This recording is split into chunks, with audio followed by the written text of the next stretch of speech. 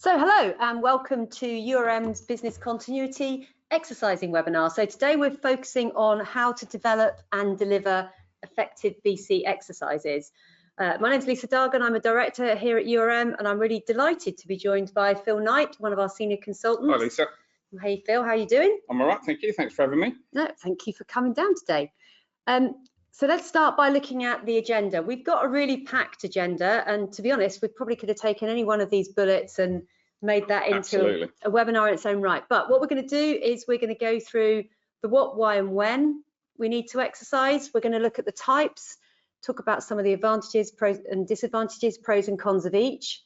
We're going to look at creating the best scenarios, which I think if I look at the news today, the Spain-Portugal situation seems to have gone very quiet. Is it a cyber attack? Is it not a cyber attack? But whatever caused it, it's really about the outcome and the impact. So I think it's a very pertinent topic at the moment. Incredible, yeah. Yeah, so we'll look at how best to undertake the exercise, evaluating it, and we'll wrap up with pitfalls and common mistakes to avoid. What I will say is, we'll take questions at the end if we've got time, but please, if you've got any questions, put them in the chat question box on the right-hand side of your screen, and we will do our best to address those as we go through. If we don't answer your question, we will follow up with you afterwards and make sure every question raised today is addressed.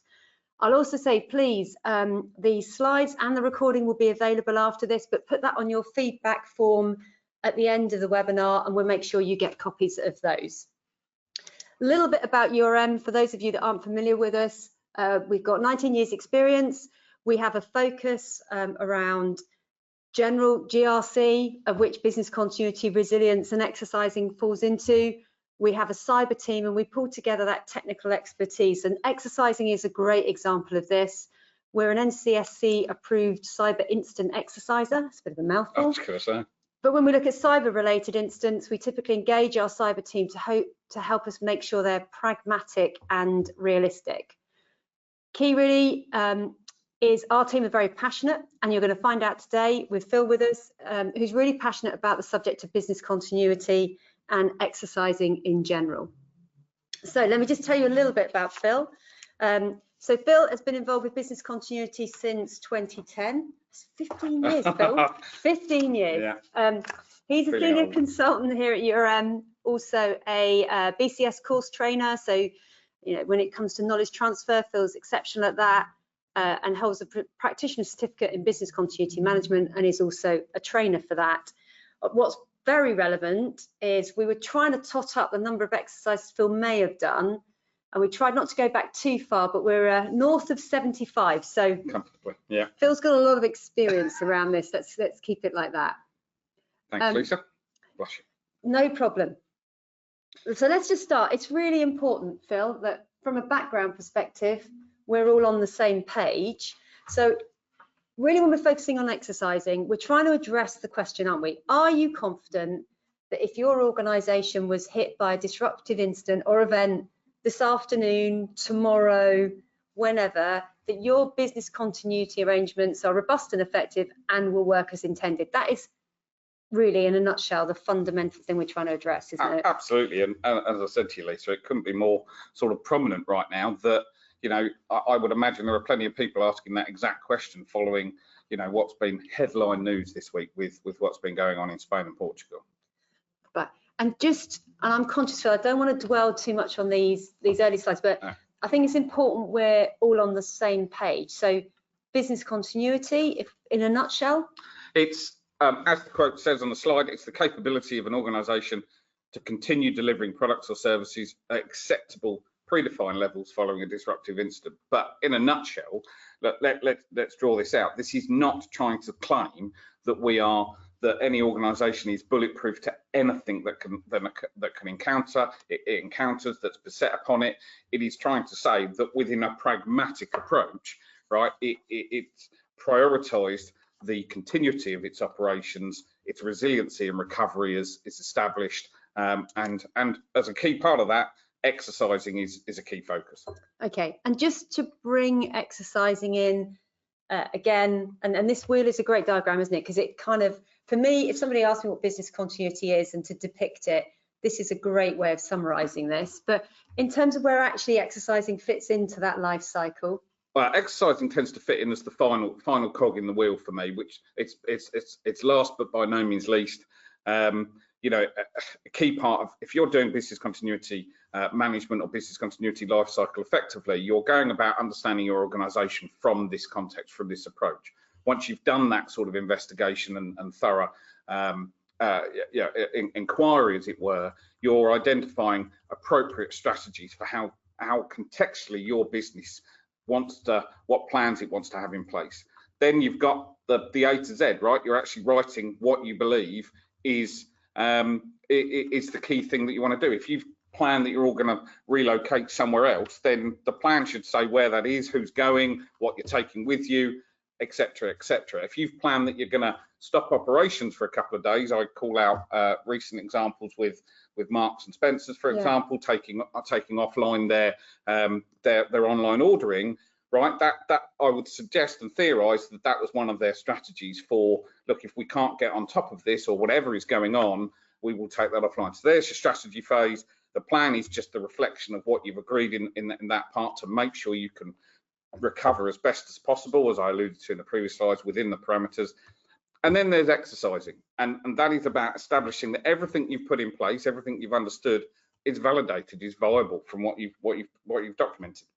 So vitally important that we exercise. Critical. So let's look at the what, why, and when. So what is an exercise? And for me, what's the difference between an exercise and a test? Or are they one in the same? And why do we use the word exercise and not test? They are both of value in certain situations, but I'm an advocate absolutely of the fact that everything we're doing in a BC world is about exercising. Why exercise, not test? The test implies that there is a pass or fail outcome, and there is no such thing as a failure when you're conducting an exercise in this way. If you are learning that you can't do something, that is a positive. So we shouldn't use the vernacular that is fail. We should be saying everything is learning, additions, actions we can take to improve. They are all opportunities, and I don't want that to come across as just corny speak. It's genuine. We don't want people to feel like they're being put under a microscope, and if they don't recover in the exercise, that's a failure. No, it's not. It's actually, well, why didn't they? What was the problem for it? Did they need more experience? Do we need more resilience? You know, so much value in that. And is it more common, I suppose, is that in the DR world when you're, I suppose back in the day when you're testing that something will flick over, it either flicks over or it doesn't flick over. So hence why that could be a test. Because absolutely, and we shouldn't. I'm not going to suddenly slam down the use of the word. I just want to be clear that the intent of what we're trying to do here is to learn and improve. And if we use the word fail, it just doesn't ring true with that same sort of stigma. Got it. Okay, so what is an exercise then? Well, as we've put on the slide here, I've put some of my own words. There are activities that are performed for training, conditioning your team members, and for improving the performance around executing your plans and validating those plans. We bring together team members, perhaps assigned with individuals assigned specific roles and responsibilities during a crisis, all those impacted by a disruption. I call them their drills, their dry runs. We've all taken part in fire drills where you have to evacuate the building. Well, in a BC world, that's just one mini example of what you should be trying to do. That's just one type of a disruption, a fire. There are many, many more. And let's be clear, when we say evaluating your plans, what we're talking about is that there are a variety of different types of plans. You've got business continuity plans, you've got incident management plans, disaster recovery plans, and we go on, and all can be fit for purpose. We can get into that detail another time as to when you would choose to produce each of them, but let's be clear that many organisations will have a range of or some of those types of documentation, and an exercise is about validating that. It also looks to practice and establish the organisation's ability and readiness to continue its operations. And sometimes that's about recovering from loss, but other times it's about just keeping the lights on, because it might be that something else is going on in the business and it just wants to make sure that, let's say they're dealing with a reputational crisis. It wants to make sure that its customer support desk isn't, overwhelmed by that and can still keep the lights on. So that's a key part of how an exercise plays out. Makes sense. Thank you, Bill. And that really helps me from the exercise testing, and I can see actually. I'm glad it does. Well, no, it's a good way of asking people to participate in an exercise. It's not as threatening as you say. Well, we come up with that later about sometimes people can feel quite under pressure, and that's why I really do try and shield that concept. Okay, so I suppose why exercise? As you've summed up already, for me the overriding one is to practice and improve. Practice makes perfect, as they say. Just stole my line, Lisa. Yeah, there you go. No, but it is very much about, in anything you do, you would practice that skill, Correct. develop that skill. In, I suppose, a lot of exercising, the kind of things you want to be doing, if you're in the crisis management team managing it, that's not something you do day in, day out. You may only do this on this occasion. So obviously very much about practicing, making sure your plans work. Why else would you exercise? Well, I'll give you an anecdote, right? One of the very first ones I actually did, calling back to it, which was ironically one of the very best approaches we did. I ran an exercise with a private hospital. They were in a relatively rural location, and we ran an exercise where they were flooded and they couldn't continue their operations. And in doing that, we brought together what had been assigned as a team of people. They'd been given roles and responsibilities. One particular nurse had been given the role of being sort of the silver team chair, the tactical chair. She wasn't on the board or strategically placed, but she was key in the sort of the conducting of operations, of getting everything up and running. And we ran that exercise, and she came to us at the end, including her own management, and said, I found that really, really difficult and very uncomfortable. It is not something I think I'm best placed to continue in, and I would prefer that role was assigned somewhere else. And that's right? It's not a day job, so it shouldn't be an obligation or a compulsory activity. And thank goodness that the hospital found that out in the middle of an exercise, rather than in a live experience where perhaps she would have felt overwhelmed and unable to deal with it because it was real.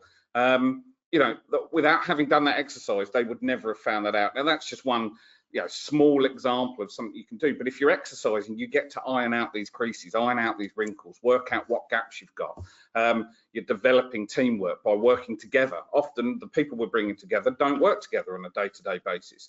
So yeah, who's perhaps the shouter, who's perhaps the person that sits there passively and gets on with the work, or doesn't and feels overwhelmed. These are all things you're trying to iron out, and by running exercises, it gives you the best shot at being able to do so. And finally, just to be clear, it's a mandatory requirement of ISO 22301, right, which I'm very passionate about as the best practice example of best practice sort of standard for good business continuity management, and they don't mess around with it. It is a key, significant and substantial clause in the standard that you must exercise. Yeah, no, that makes sense. And also, I think when we've seen before, exercises are a really good opportunity to flesh out dependencies that you hadn't realised before. And I think we ran an exercise for an emergency service, not in terms of their day-to-day, but they're recovering their key operations centre. And one of the teams has said, don't worry, we're just putting information, we've got data into systems. If we were out for a month, we could just put it all in once we got back online. And they found actually that they had a mandatory reporting window, and without that information, they couldn't report, which actually was a key requirement for them. So it does also indeed highlight those dependencies. Well, and let's be clear, whilst I would ideally like to hope that everybody has gone through that BC life cycle we had up on a diagram earlier, where perhaps during the understanding of the business and the investigation, you would have ironed some of that out. If you haven't, right, an exercise is a slightly passive way or reactive way of doing it, but it's still just as valuable. So I suppose when to exercise, this is quite great because we've already had a question raised by someone to say, do I need a schedule? So when do you exercise? The simple answer is as per your exercise schedule. So if you don't have one, my best recommendation is derive one. Then we're going to talk about that a little bit, but you know, and putting together a schedule gives you that that starting point for what are your aims, what are your objectives, what are you trying to set out to do, and it should look to cover all elements of your organisation, different types of exercising, and target different tiers within the business. You should be doing it as a response to major changes.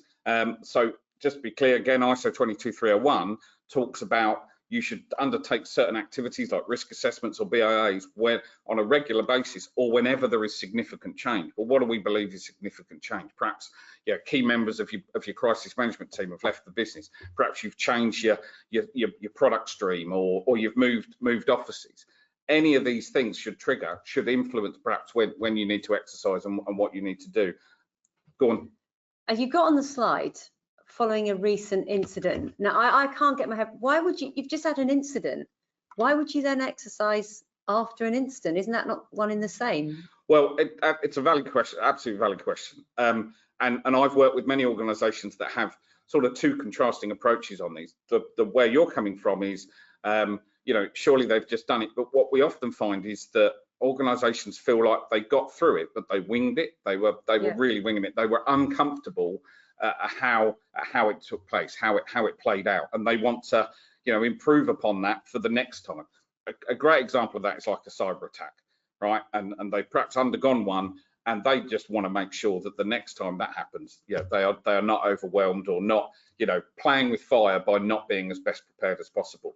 But we do get situations, and the pandemic was a great example of that, where, coming out of that, people felt pretty resilient around the way they would deal with sort of welfare crises or staff shortage challenges from illness.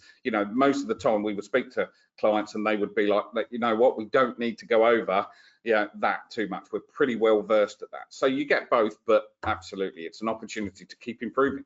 Okay.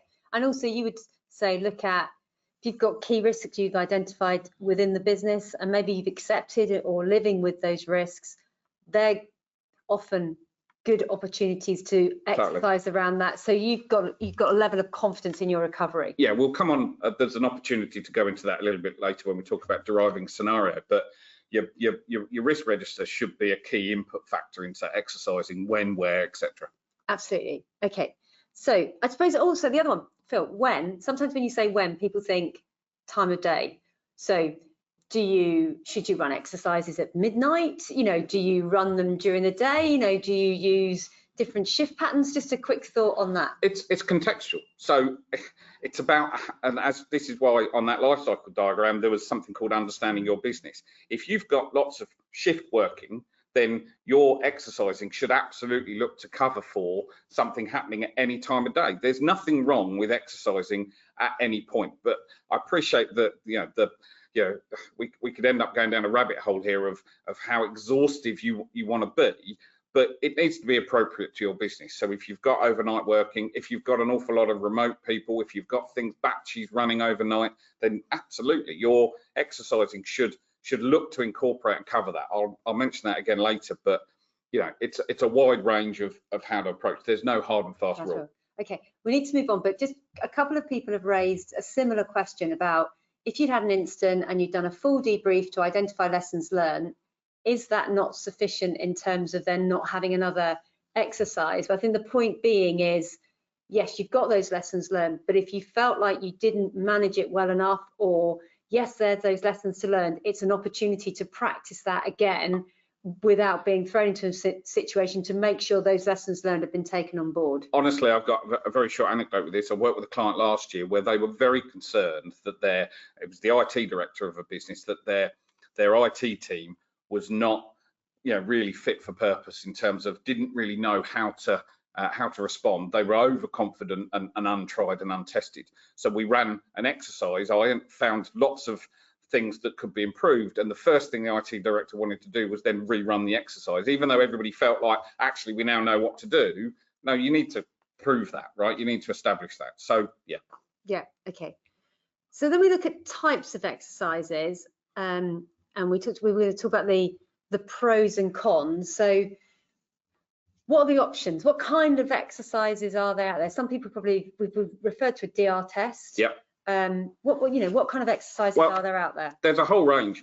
Personally, and in short, your exercising approach, and following on from that, then given we've just advised it and recommended it, your derived schedule should be undertaken and produced from what I believe are 3 different variables out there, albeit there'll be lots of overlap. So I don't pretend to think they're entirely mutually exclusive. As on this list, as you can see on the slide, first and foremost, there's the different types, right? Whether it's technical, it's walkthrough, simulations, global live exercises.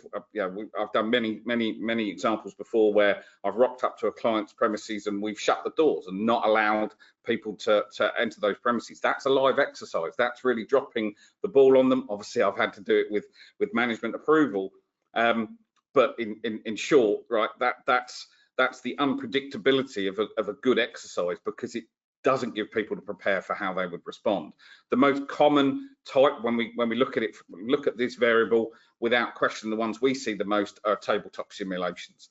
Why is that? Well, they tend to form the best balance between how intrusive they are on everybody's day-to-day working. We understand BAU and operations are obviously their priority, but business continuity is important, but it tends to get the most amount of value and lessons learned from running those. So I'm not saying anything else is less effective. I'm just saying that as a balance, this tends to be one of the best ways of doing that and the most common. But you've got a question for. And is that so let me just understand this.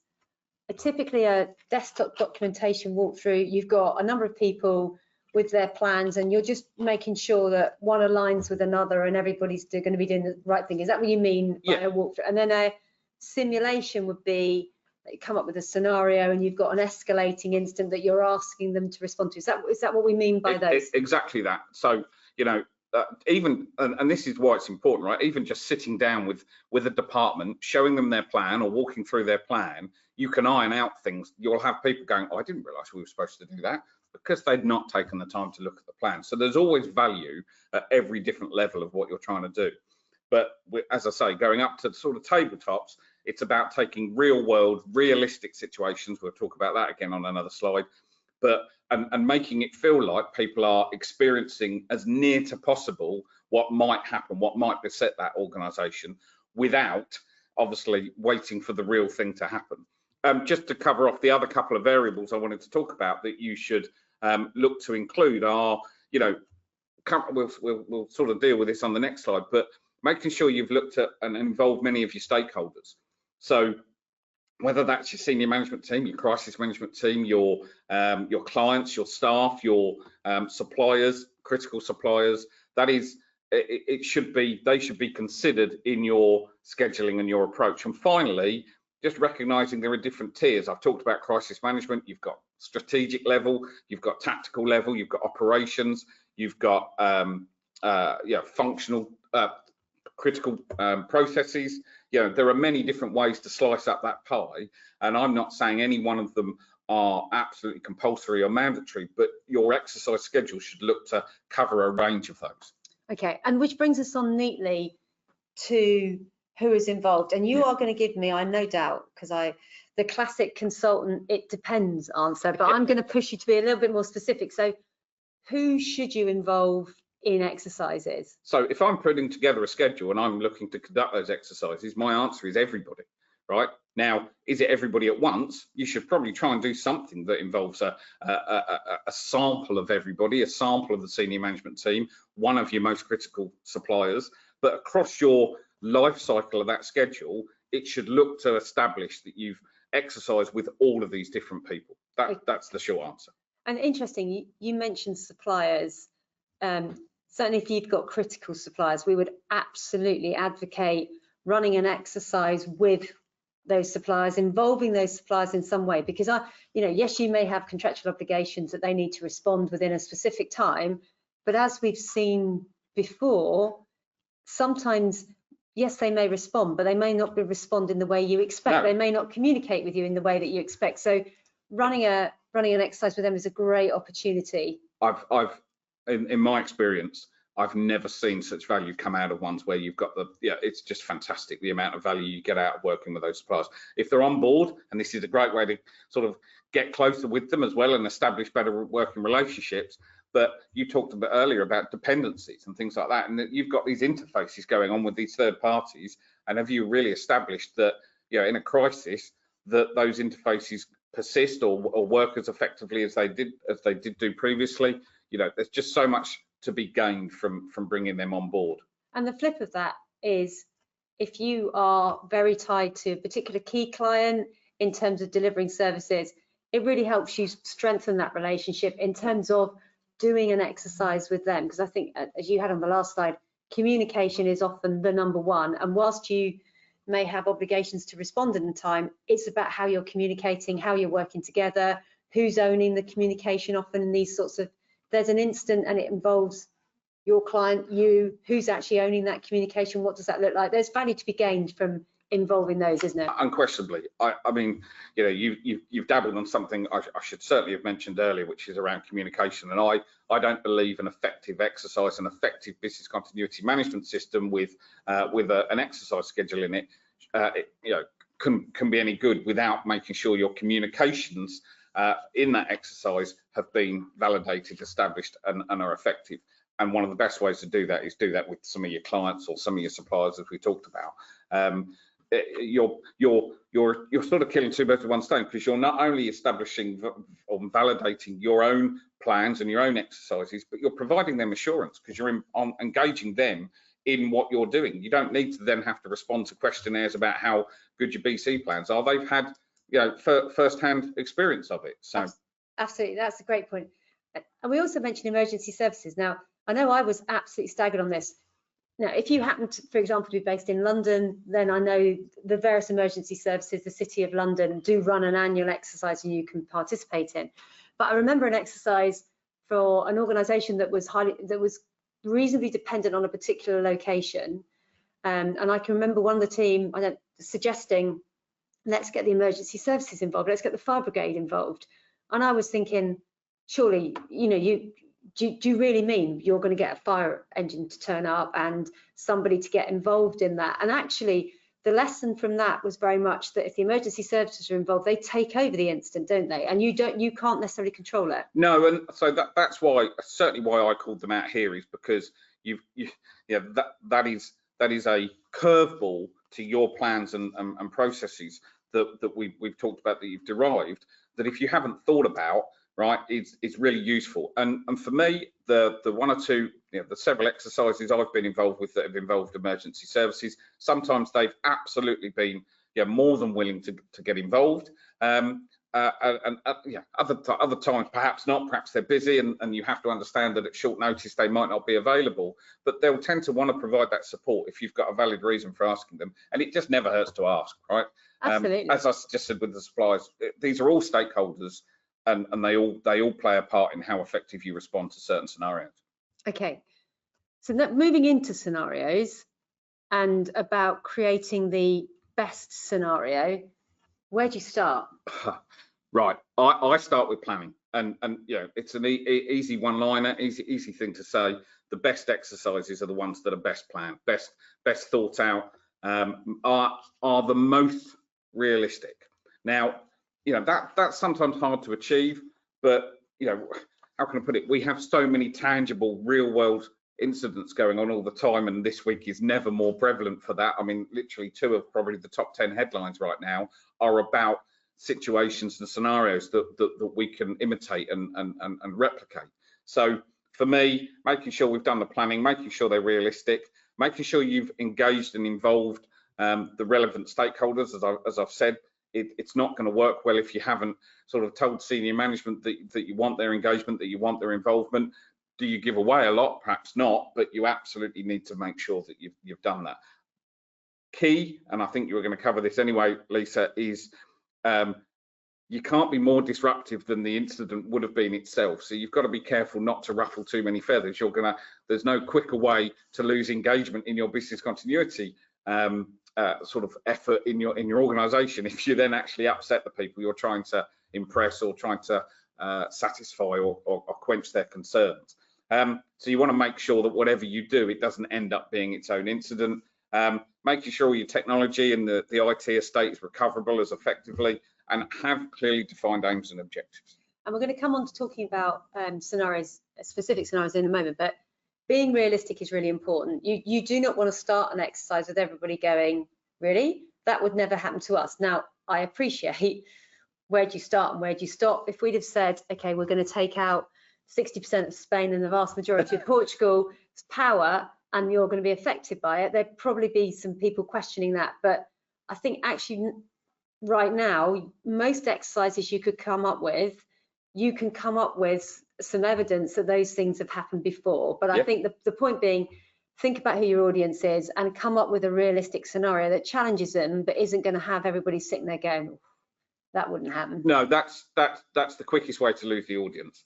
It's got to be engaging, and realism makes it engaging, making sure that it makes them feel like it is applicable to them, and therefore the more far-fetched it is, the harder that's going to be. One of the ways I tend to do that is I'll communicate with that business, or I would recommend anybody internally does, is in terms of making sure you've got tangible, relatable elements to it. So perhaps names or roles or suppliers that you use. In that exercise, if it's realistic in that way, it really helps get people on board. Great. And then I suppose you then go, okay, now we need to think about agreeing what that scenario looks like. Where do you start? So for me, it's about, I have sort of we've put several bullets on here, but I have sort of 3 or 4 checkpoints that I will always work through, and I would thoroughly recommend that anybody else looks at this. So you've got making sure you understand the context. As we just talked about, is this because they've just suffered an incident that they now want to rehash and go over and reassure themselves that their lessons they learned from that incident are better embedded and people are going to respond. So it's about looking at their historical context, historical precedents of incidents. It's about looking at their current risks. We talked about this earlier. I'll often, when I'm speaking with someone that has come to me and said, I want you to run a scenario to test my team or whatever, I'm going to turn and go, well, what's keeping you up at night? What's making you worried? Is it how responsive your team are, or is it the uptake of geopolitical crises at the moment and cyber attacks being born from that? Just after the WannaCry, everybody was just stressing about ransomware. So you've got to pay heed to that concern, because that's the thing they're worried about the most. So if you can make the scenario help alleviate that concern, you're showing the best value you can, either in my world as a consultant, or if you've got an internal responsibility. So as I said, going through the checklist, it's about looking at your previous incidents that you've undertaken and whether or not to follow that or stay away from that, looking at your risk register and looking at what's on the horizon. Lisa, we were just talking the other day, I remember working before I joined URM with a company that was wholly obsessed by the impact that Brexit would have upon them, right? And the best way to sort of provide that reassurance to them was to run scenarios that established whether or not they were resilient enough to the changes they felt would occur with their, importing across the border and paperwork that was coming. So they just went through that in terms of future planning. It gave them that opportunity. So we should always be looking on the horizon. I mentioned geopolitical. I mean, this world is never more febrile right now about geopolitics. So if you're in an organisation that is impacted heavily by that, then I would be steering scenarios perhaps around that. There's no hard and fast rule, but that tends to be the methodology I go through. And I think you've made a really good point to me in the past that actually, when it comes to designing a scenario, agreeing a scenario, one of the key things is, as an internal business continuity manager, you need to be friends with pretty much every other department in the business, because if you walk around your organisation potentially virtually, but if you talk to people, somebody on the shop floor and in manufacturing will probably tell you, I'm a bit worried about this. There's a part shortage currently over, in Japan or whatever, that's causing us an impact. If anything happens, we're not going to be able to replace that part. Likewise, you could maybe go and speak to procurement. We've just onboarded a new supplier. They're a critical supplier. We haven't really established particular relationships with them. Maybe you speak to HR who say, actually, we're concerned from a welfare perspective that if this happened.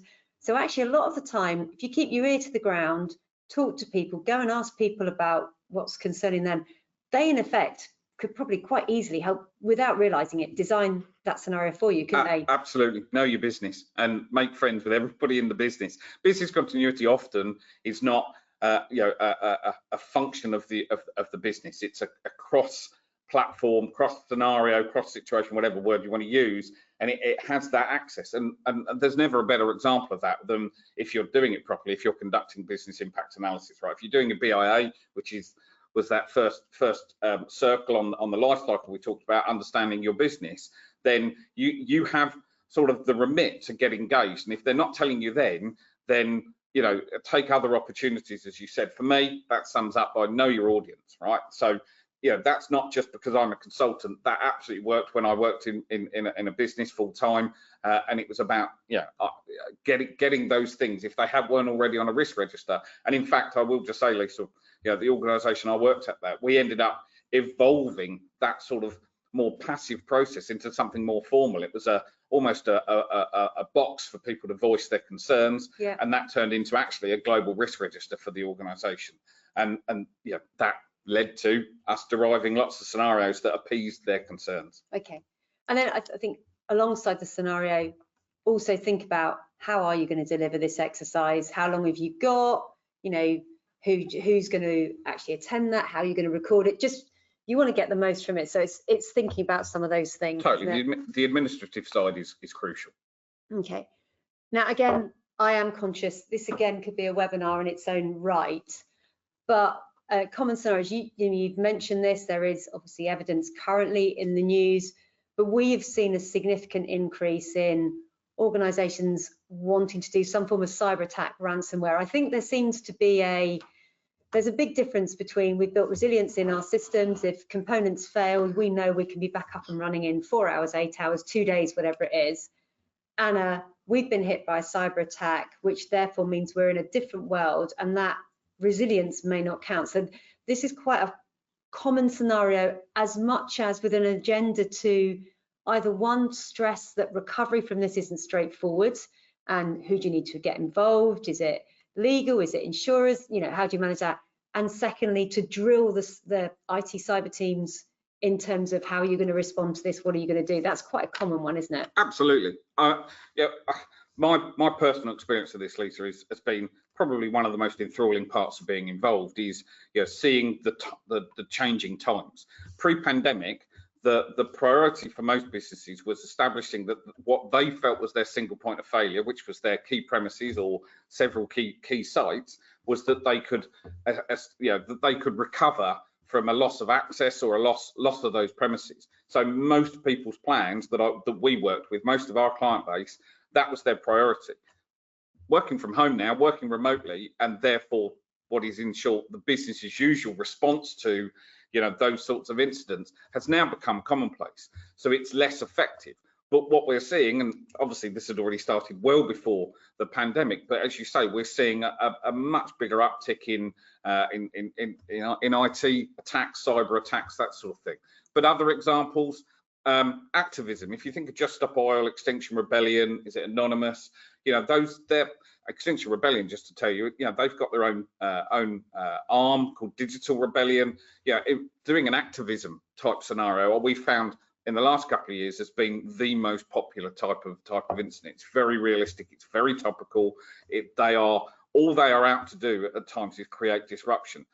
It's not always targeted on a specific firm, but it's not much of a reach to think that maybe you've got a supplier that's slightly questionable in its ethical choices, and you introduce that into a scenario and you've got them on board and engaged. So, you know, this is, as I say, the most enjoyable part for me is coming up with the appropriate contextual, relevant and topical. I talked about horizon planning. This is never more true here. Got it. And also, I think we will just throw this snippet in. With the increase in working from home, please make sure, and maybe this is like a mini, some form of exercise, ask all your teams, if you lost connection, what would you do? Where would you go, and how quickly could you be back up and running? We've seen some organisations make sweeping assumptions on this, only to find that actually people are like, well, I can't get anywhere, and I can't drive, so actually I can't go anywhere else. I'm out for 4 hours, 8 hours plus. So that's one thing to be mindful of. And also, I think in your scenario, so here we've got data breaches on this slide. Now it might be you bring two together. I mean, that's quite complex, so you want to think about who that's appropriate for, but you can have different facets within a scenario, can't you? I think certainly when I talk about doing tabletops and my experience with the simulations, it's hard to sustain the engagement on some simulations if there's just one situation that's occurred. So let's say you're involving the whole senior management team. So you've got your finance director, you've got your IT director, you've got your media and communications person. If you're just dealing with a cyber attack that that single focus, you're somewhat losing some of your audience. So if you want to get the best coverage, some of the ways I absolutely encourage this is that you add curveballs, you add wrinkles. So for me, probably the best example, as you sort of dabbled in there, is a data breach is two things. A data breach requires a technical and IT response, but it's also more than likely going to be reputational. So instantaneously, you've got 2 or 3 arms of the business that are needing to get involved in response. No, that's a great point. Thanks, Phil. And I suppose then you get to, probably a lot of this is covered, but just to pull it together, producing that scenario. Yeah, for me, that's, as you say, we've talked about an awful lot of it already, but it's got to be engaging. It's got to be challenging. I often use the phrase, I want to see the sweat on pouring from the CEO's head, right? Because I want to know that he feels like that actually this was believable. And I've seen that happen, and I've had people walk up to me and go, thank you, that has really made me think about things. And it's never more true. We've run scenarios in the past that have sometimes been challenged as to their viability, and weeks later we've had situations where I've had the CEO call me back up and sort of say, thank you for trying to covering that off. We were very concentrated on DR and IT, and yet, doing a welfare scenario absolutely ironed out what we needed to be prepared for come COVID a few weeks later. So yeah.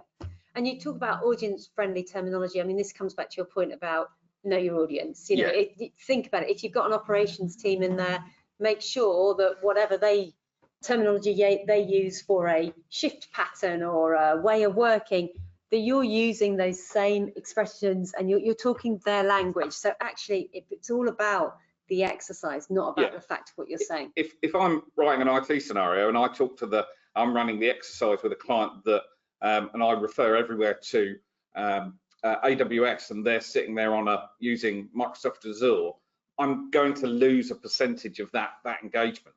I want to make sure I've got some reference. I can't make it perfect. I don't understand about everything about their business, but it's relatable.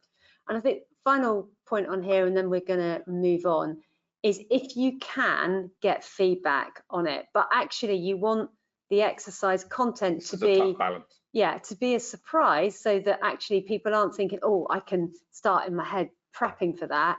But if you can get feedback, do, because that's always useful. Indeed. So moving into how to undertake that exercise. I mean, obviously it depends. It depends on the exercise, but high level, some of the things you should be considering. So some of the sort of surrounding things, almost the administratorial side, but there's lots more to this, and I would say even the final bullet I'll come on to is the most important. But yeah, we've talked about planning, I've covered that out. Laying out your ground rules, making sure people who are joining the exercise are comfortable and aware of sort of what you're expecting of them. So, if you want everybody to be engaged, make sure you say so. If you want certain people to just be observers, make sure that they're aware that's what's the case, right? I tend to always want to have some sort of hook, some sort of mission objective or an anecdote. Many, perhaps even some of the people listening today who know me will know that I'll often use the phrase welfare delivery reputation, right? And I just give that as a short opener to sort of bring people into the business continuity mindset. They don't need to be proficient BC experts, but if you say something like a welfare delivery reputation phrase, you immediately start getting people thinking, oh, welfare, okay, looking after my staff, or delivery, making sure my operational contractual obligations are met. Making sure that you keep up those energy levels. Hopefully people can perceive that from me already, but yeah, that's something that I've had great success with, and that I would strongly encourage. You've got to take these people on a journey, and if you're not committed to it and you're not engaged with it, you can hardly expect them to do. One of my other key no-brainers really is face-to-face. I can't see them sweat if I'm not in the room. I'm not saying you can't ever do it remotely, but ideally for me, it would absolutely be. There's probably a timing around that, isn't it? This is the first time you've got a group together. If you can get them in one location, it's really effective. There's also the flip side to that it's highly likely that you may well be remote, and you would kind of gather together on Teams or whatever your method of choice is. But it's one thing, be aware, if it's the first time and it's the first time the group have got together, if you can put them in a room, it helps people see each other's body language. It's a good way of doing it. It definitely improves things.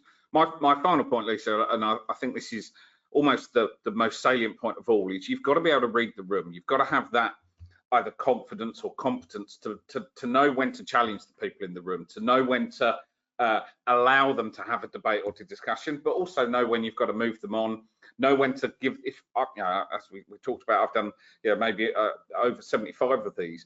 That gives me the, and I'm being brought into the room to do this. That gives me the confidence to sort of tell them when they've missed something. Have they allocated a scribe to capture the notes? Because the scribe is defined in their plan. So it's sometimes people will be going off and winging it and doing all these different things. I'm like, hang on a minute, what's it say in your plan? And they've all of a sudden you'll get this, well, I haven't looked. Well, an exercise with a plan that's derived is never more important than they actually establish that. So for me, reading the room. Yeah, and again, we could dwell on this for some time. And actually, one of the offers off the back of the webinar is a masterclass that you could attend. So, it may be something worth doing on here. And it's probably worth saying at this point, and it's easy for us to do it as outsiders. And I do appreciate this is an advantage we have than if you're trying to run an exercise internally. And we're going to touch on this in a moment. But if you know you're going to have certain people that may control the exercise, that actually if they're in there, nobody will say anything. This is so true. You probably want to think about having a conversation with them in advance to say, I may ask you to step away. You could be on holiday during this. Because actually, if there is somebody dominating it, your exercise is going to lose a lot of value. You need to be able to remove them. Easy for us to say, because we don't know the person, we don't have to worry about the personalities. Just something for you to think about from an internal perspective. Agreed. Yeah. So moving through to evaluating an exercise. You've run your exercise. Everyone's gone, whew, what happens next? Did it meet your objectives that you set out for it at the start, right? Did it achieve what you wanted it to achieve? And if not, sort of why not? What took place, etc. And there are lots of different ways to establish that, but and lots of different things that you can do. The most important thing is, for me, I would always try and make sure that I've got a scribe that is supporting me, because if I'm doing all of those other things like reading the room and supporting and guiding, I can't be taking notes at the same time as to how that exercise took place. And let's be clear, this is not the same as that organisation's or your organisation's BC plan that has a scribe defined. Go on, Lisa. So do you see by that? So what you're talking about is the person running the exercise is obviously very much engaged in it. Yeah. Conscious, I'm going to give them 15 minutes to discuss this. I'm forcing them to write a communication. I want to know who's talking to who. Is this about somebody looking at the room, supporting you, aware that 2 or 3 people really haven't said very much at all? One person keeps trying to say something, but they may be getting overridden. Yeah. Is this really about being able to look back and go, okay, did everyone contribute? If we got the right team? Is this? It's kind of that. It's just giving you it's a different set of eyes, and they're seeing it slightly different than you are, because you're very much in the weeds, trying to run the thing, or being involved, and they're able to be a little bit more step back from that and observe in a different way. So yeah, I cannot express the value that we get when we do it from 9 times out of 10 when we've got a scribe sitting alongside us and able to give us that input afterwards or even during, as you say. But one thing I'm going to emphasise as well alongside that is, don't let people leave without getting some sense of feedback from them. So you want that instant reaction. Yes. So if you're saying at that point you want to capture instant reaction. And without question. Someone's raised a question. How do you do that? Well, there's a number of different ways, but like, for example, if some people have dialed in on Teams, then there's a chat function. Get them to respond. The way we do it, we prompt for, give me one thing that they think went well, give me one thing that they would say is a lesson learned, and maybe on top of that, one thing that they would change about the plan, or how they would take that moving forward. I'll never say that that's limited, but I'll always try and get some sort of obligated commitment from them, because once they go out that room, as much as they may have enjoyed it or engaged, they're going back to business as usual. They're likely to forget what they thought at that moment in time, or they're positive. So it's so valuable. The feedback we get at the end of a session it's so helpful. And this kind of, identify those areas for improvement and this drives that. Captures those. It's very much about, you have done this to learn to improve. So you must capture those, you must manage those actions, and you must seek to improve. Yeah, it acts as your audit trail for everything you're going to do afterwards. So both your scribe notes, both your feedback, that enables you to derive an action plan and you know, potentially put together a post-exercise report or whatever the deliverable is you want to take away from it. This is giving you your material, your license to go ahead and produce those sorts of outputs and deliver on those outputs. Someone's asked a really interesting question, actually. Should you try and run, if you've got your senior management team, I guess that must be your crisis management team. Is that an exercise you should try and run yourself, or should you get a third party in to do that? And I guess we're obviously slightly biased. I'm not being partial on that. Slightly biased, but you know, I suppose in responding to that, you need to think about whether you can design a scenario or, you know, plan a scenario that you think is going to be appropriately challenging. You need to consider whether you are able to challenge that team, and that's where often having a third party who can challenge the team, ignore the personalities, ask people to step out, and just helping that planning and coming up with something that's a bit different, a bit angry.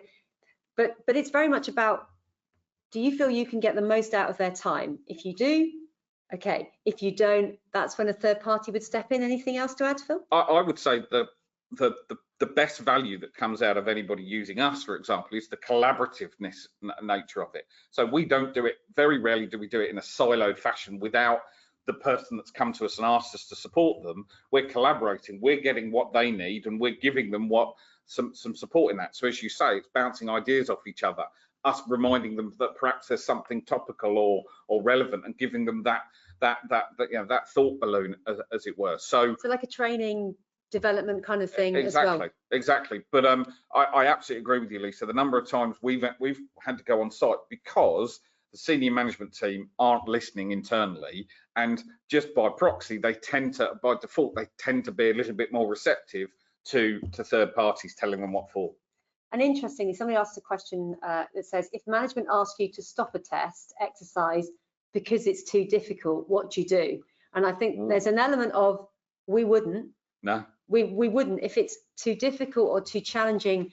If we believe that it's realistic, they need to be able to respond. Correct. We may at that point give them a few more prompts, ideas, suggestions, and would probably recommend that you do the same. One of the things that has come from my experience of doing 75 exercises is there are times where you're going to have to adapt. Now that might be because of this situation where, you know, it's come about being very challenging, but absolutely I'd never bail out on an exercise.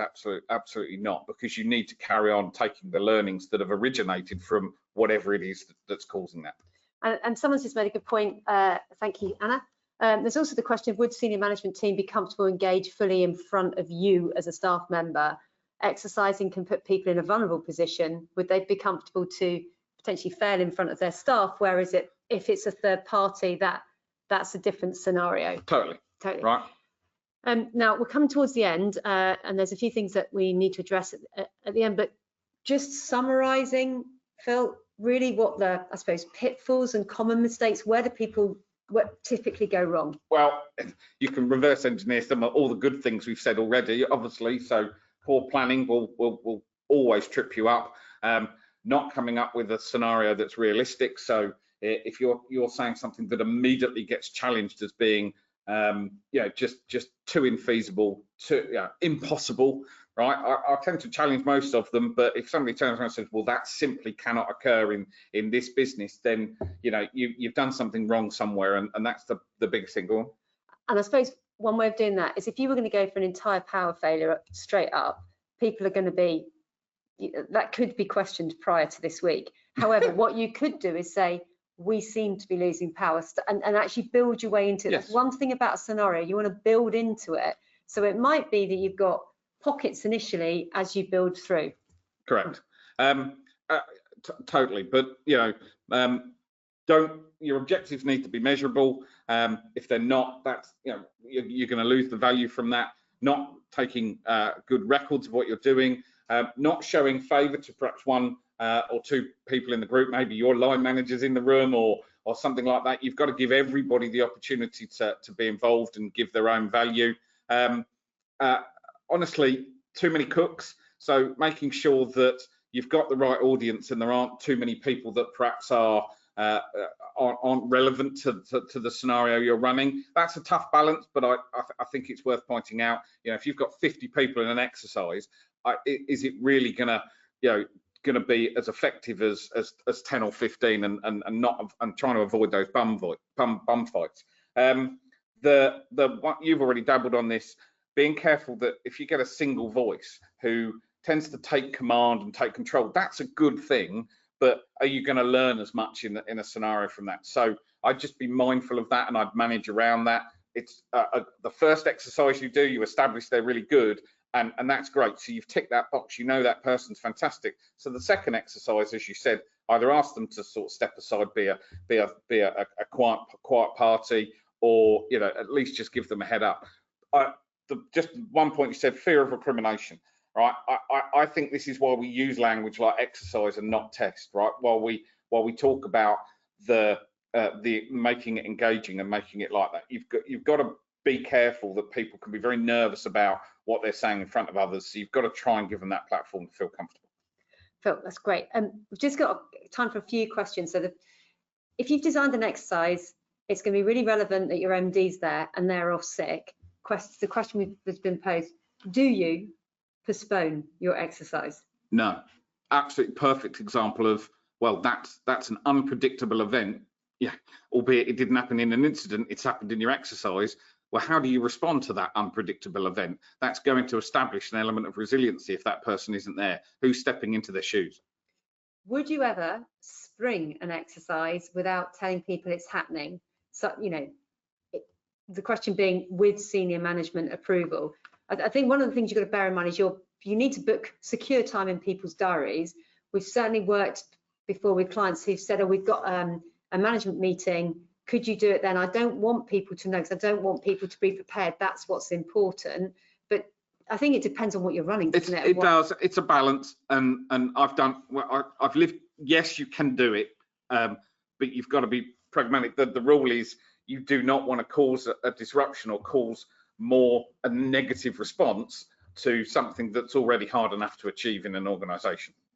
Bill, thank you very much. So really just to wrap up, how can we help? If you have sat here and thought, actually, I've got some ideas, but I really value some help, we can help from an end-to-end support or in the development and delivery of bespoke exercises, just in certain elements of it. So there could be in the needs assessment, the training needs assessment, it could be in the scenario design, it could be in the planning, it could be just in the facilitation. We've got a team of experts that are here to help you, and to support that. There's two things we've got running off the back of this, because we want you to sit there and go, that's been really useful, but I want to take this further. We're running a half-day workshop on developing a BC exercise program. That is your opportunity, if you like, to pick Phil or the other people in the team's brains to go, have I missed anything off my schedule? I'm thinking of running this. What does that look like? How do I map it against this? Have you got suggestions? We're also running a one-day online masterclass, developing and delivering exercises, that's going to go into a lot more detail than we've gone into today. Both of these have got offers. If that's something you're interested in, please just mark that on your feedback form. Upcoming webinars, we've got Achieving 27001 certification alongside the SME cybersecurity journey next month, along with GDPR for small and medium-sized enterprises and Cyber Essentials, the impacts of the recent changes. A new question set landed earlier this week with some significant changes to the Cyber Essentials Plus review. Look forward to them. Yeah, thank you, Phil. Please complete your feedback form. If you'd like a copy of the slides or the recording, please let us know. Phil, massive thank you. It's been an absolute pleasure, Lisa, working with you. It's great. Thank you for dragging yourself away from working with clients to come in and see us today. Thank you, everybody, for listening. Please do come back to us with any questions. Thanks for your time.